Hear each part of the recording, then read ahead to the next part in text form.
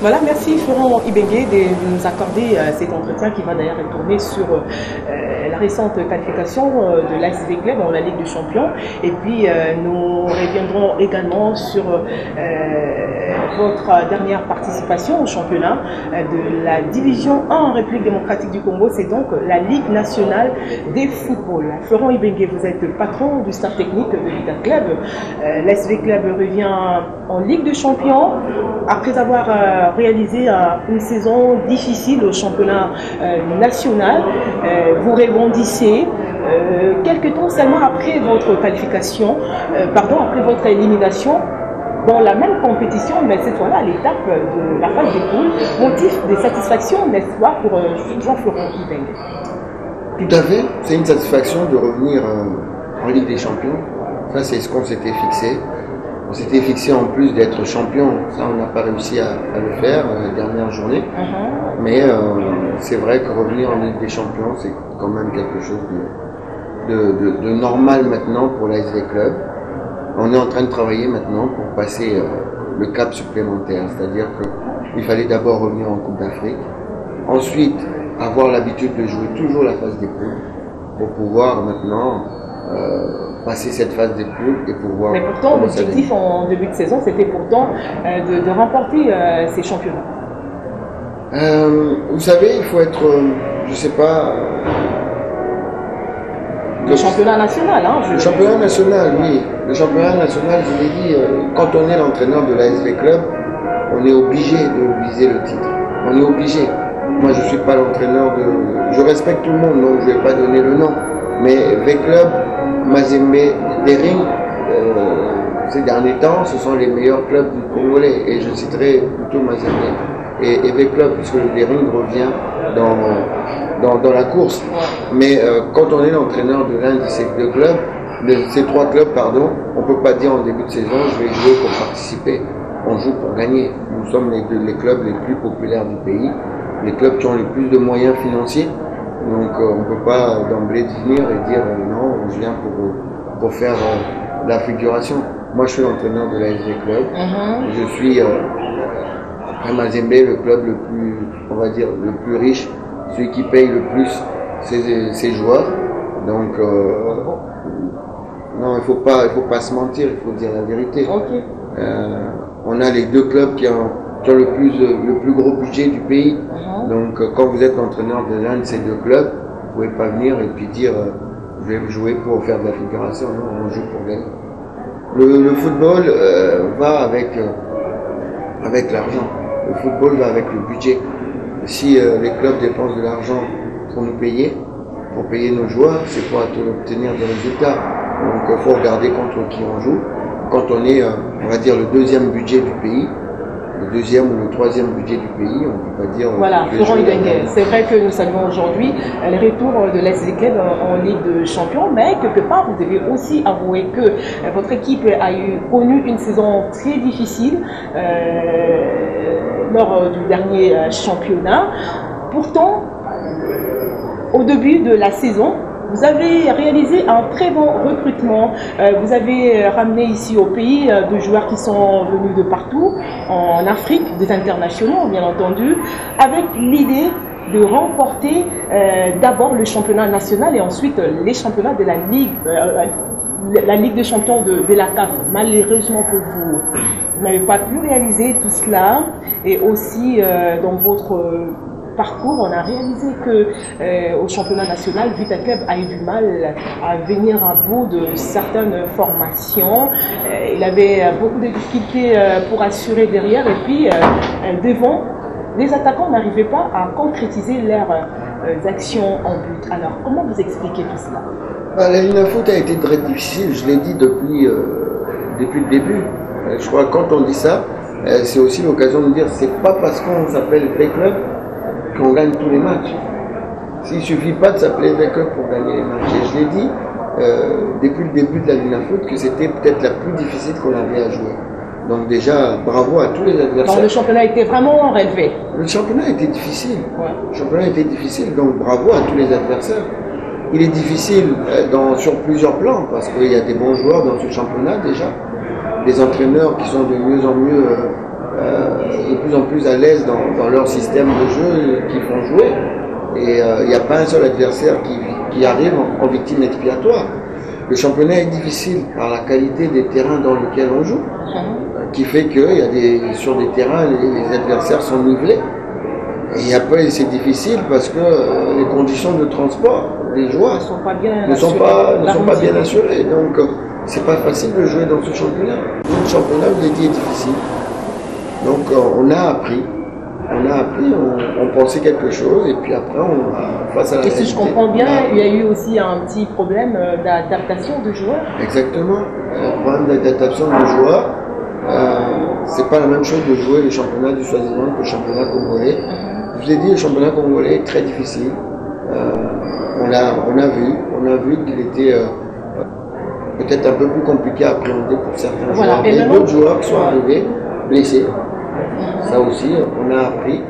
Donc, les joueurs sont arrivés, quelques joueurs sont arrivés blessés. Donc, le temps de les remettre en route, et puis les blessés qu'on a pu avoir dans notre propre championnat, qui font qu'on s'est retrouvé avec un effectif assez diminué.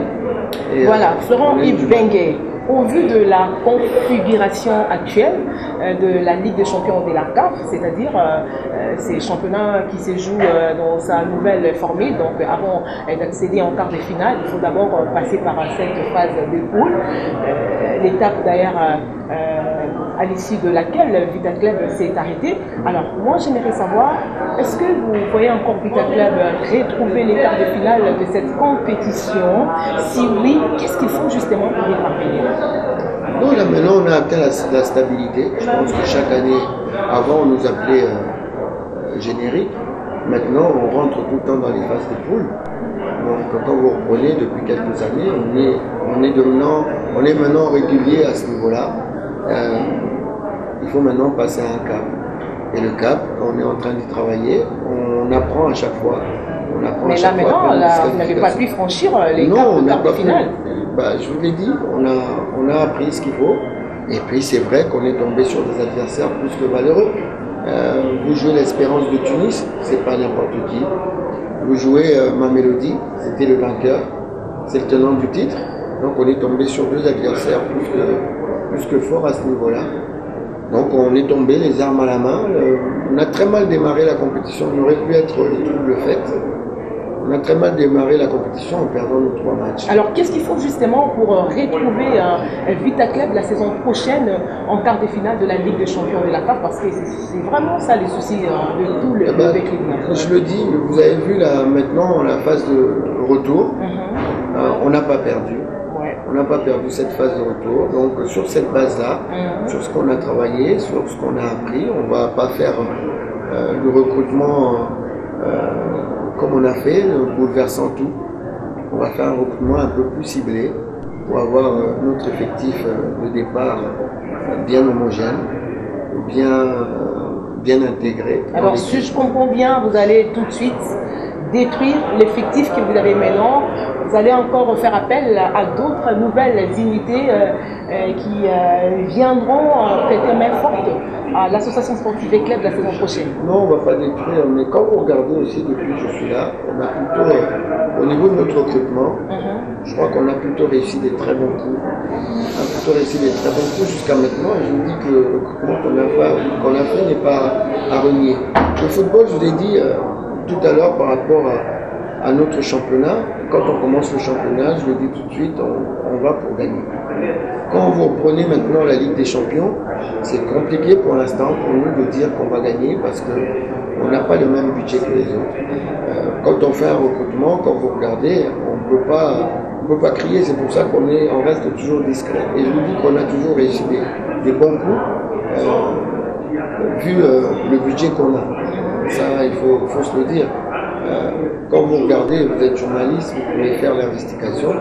Quand vous regardez les salaires que peut fournir l'Espérance de Tunis ou Mamelodi Sundowns, c'est à des années-lumière par rapport à ce qu'on peut fournir.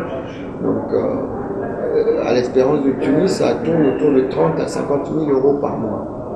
Donc, à Mamelodi Sundowns, le moins payé est autour de 10 000 $ par mois. Donc, voilà, le moins payé. On est en train de se battre face à ces équipes-là. Et quand vous voyez, c'est vrai, on a fait un non-match contre Mamelodi Sundowns au match aller, un non-match contre l'Espérance de Tunis, mais quand vous regardez les matchs retour, on est à peu près au même niveau, sans avoir le même budget. Donc on est en train de travailler, on est en train de monter nos gamins pour aller le plus loin possible.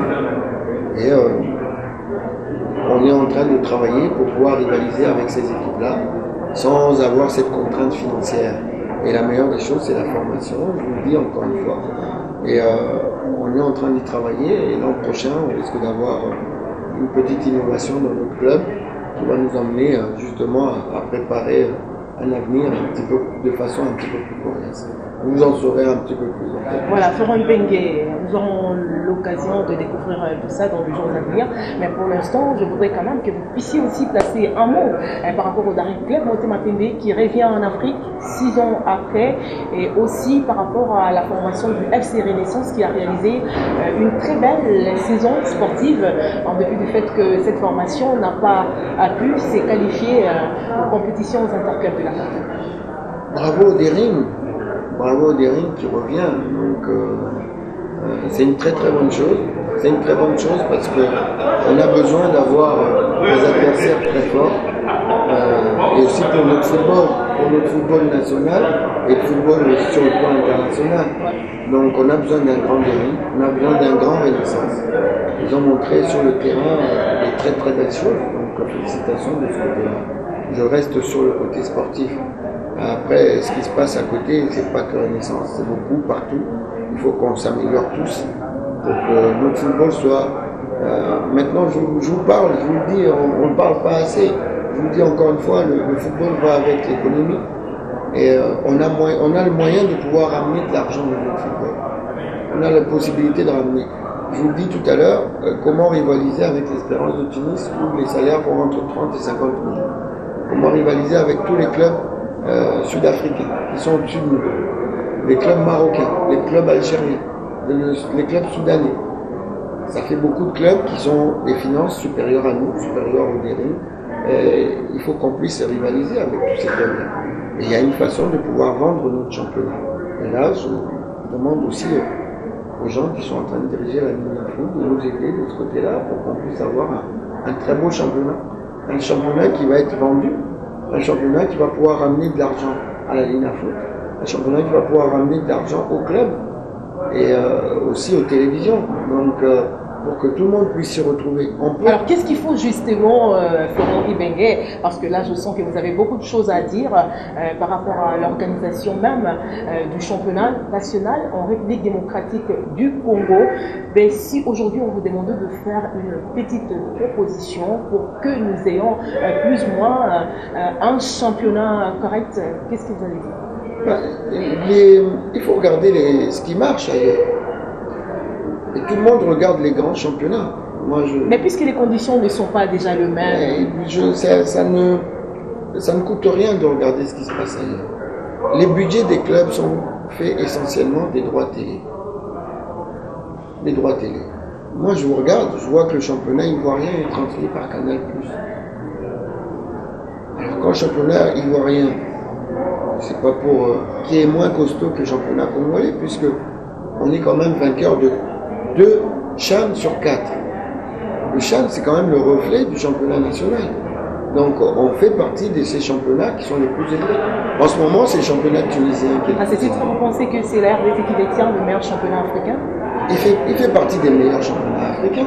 Les joueurs qui viennent du CHAN viennent de la Ligue Foot. Donc, si on gagne le CHAN, c'est par rapport à ce championnat-là. Performance au niveau national. Performance de cela. On a les joueurs qui sont capables de gagner le CHAN. Donc, il faut pouvoir vendre ça. Les droits télé, moi je vois le championnat ivoirien qui est retransmis par Canal+. Le championnat rwandais, le championnat burundais, le championnat tanzanien sont retransmis par Azam. Comment vous en prévoyez vous-même votre avenir à la tête du staff technique de Vita Club? Je l'ai dit, Vita c'est mon club, je ne peux pas rester, je crois que je serai parti depuis longtemps. Je ne peux pas rester. Si vous regardez mon parcours, de toute façon, je n'ai pas été un mercenaire. Donc j'aime construire quelque chose. Là on est en train de construire quelque chose. J'aimerais qu'en quittant V-Club, que V-Club puisse rester plus qu'au plus haut niveau africain. Et là, vous avez à peu près combien de temps encore comme ça dans Vita Club? Pour l'instant, je suis là. Dans mon métier, ça va très vite, dans un sens comme dans l'autre.